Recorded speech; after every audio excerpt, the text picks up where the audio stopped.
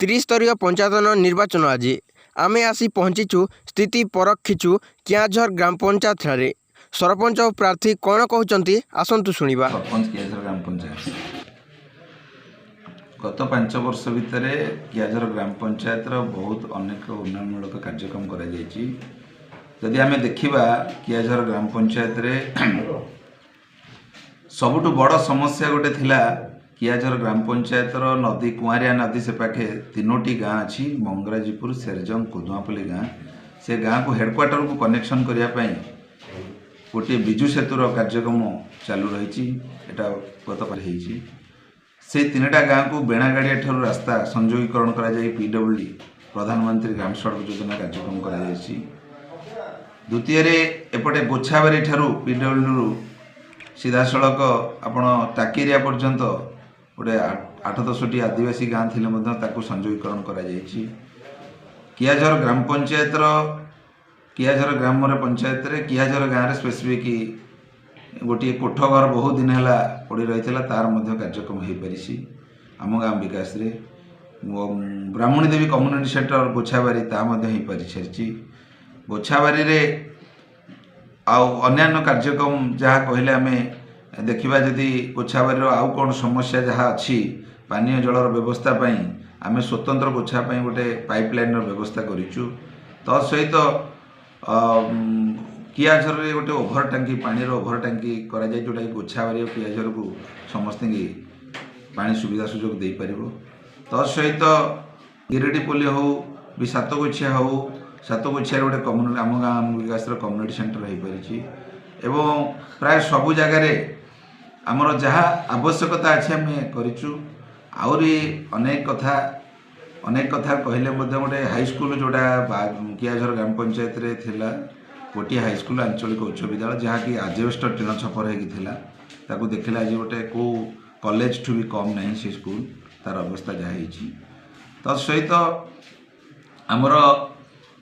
रास्ता घाट तो प्राय सब जगह कनेक्शन हो सारी एमती किसी कनेक्शन आ गोटे वांटिंग आमर अच्छी पीडब्ल्यू कियाझर पीडब्ल्यू रोड टू सीधा सड़क आम सान खजुरिया को रास्ता यहाँ आम पीडब्ल्यू विभाग को हस्तांतर करूँ पंचायत समिति रेजुलेसन अनुसार बाकी से सांक्शन है गोटे बड़ धरण काम हम केनाल कियाझर मोड़नाल केनाल पुनरुद्धार हो पारी आउ कि कम अच्छी से गोटे काम कर कार्यक्रम हो सारी। दीपांजलि महांती कियाझर पंचायत सरपंच प्रार्थी भावे मु ठिया मो चिन्ह है खोला बही। अपने राजनीति बर्तमान जो पाद सरपंच प्रार्थी भाव ठिया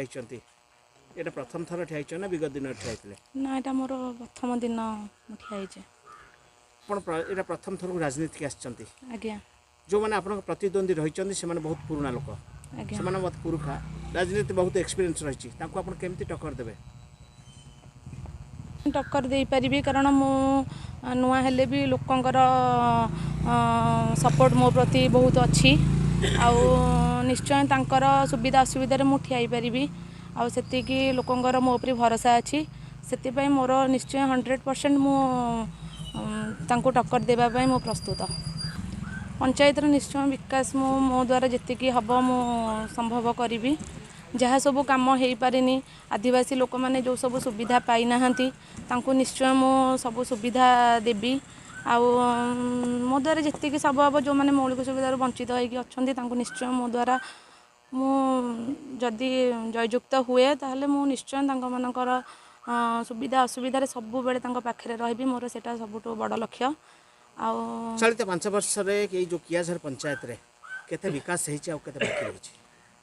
विकास तो सेमती विशेष किसी है बाकी बहुत अच्छी विकास माने कह गले किसी भी सेमती है अल्प किसी आउरी माने आदिवासी लोक मानकर सेपटे सब जाकेला बोली हरिजन मानकर किसी भी से माने आगुरु जेमिति 5 वर्ष पूर्व जेमती थिले वर्तमान भी से सेमिति ही अच्छी घर खंडे भी तांकर नाही पानीर सुविधा नाही बहुत हैरान होगी से चलुंट सेटा प्रथम लक्ष्य अच्छी मानकर सुविधा आगे हम तापरे बाकी पंचायत अन्य मानकर अलग गाँव मानकर सुविधा करूँ। वोटर मैंने कौन प्रतिक्रिया पाँच बहुत सहयोग करुँच आमको आम साथी समस्ते पंचायत जगह समस्ते अच्छा केते आशा रखिछन्ती आपण जितिया पय बहुत आशा अच्छी आगे बहुत अच्छी बाकी जययुक्त है मोर जहाँ लक्ष्य अच्छी मु धीरे धीरे सबू पूरण करने चेष्टा करी आती मो द्वारा संभव समस्त पाखे मु ठिया हेबी आउे जहाँ लोक मैंने चाहिए।